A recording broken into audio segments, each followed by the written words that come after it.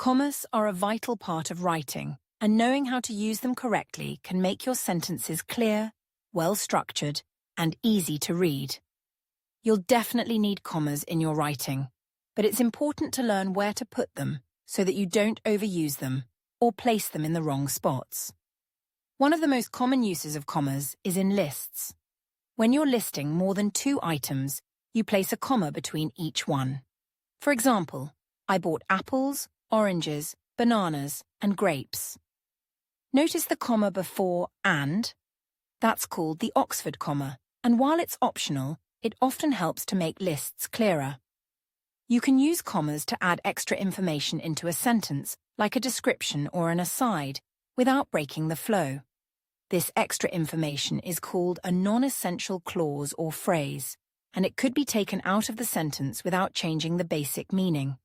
For example, my dog, who loves to bark at the mailman, is very friendly. The phrase, who loves to bark at the mailman, is extra information. You could remove it, and the sentence, my dog is very friendly, would still make sense. Commas to clarify meaning. Commas can be used to make the meaning of a sentence clearer, especially if the sentence could be confusing without them. For example, let's eat, Grandma, versus let's eat, Grandma. In the first sentence, the comma makes it clear that you're talking to Grandma. In the second sentence, without the comma, it sounds like you're suggesting something much more drastic. Commas after introductory words or phrases. When a sentence starts with an introductory word, phrase, or clause, you use a comma to separate it from the main part of the sentence. For example, after the rain stopped, we went for a walk. Unfortunately, I forgot my umbrella. The comma after the introductory part of the sentence makes it easier to read. Don't overuse commas. It's important not to stick commas in all over the place.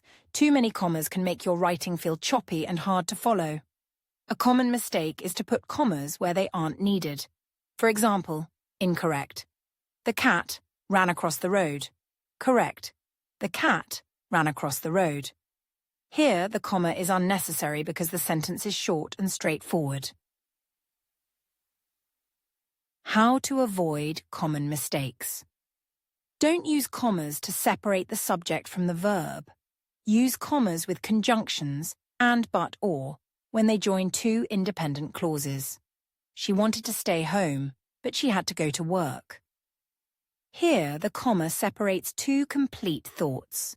Learning where to put commas takes practice, but the basic rules are easy to follow. Use them for lists, to add information, to clarify meaning, and after introductory words or phrases. With time, you'll get the hang of using commas naturally in your writing.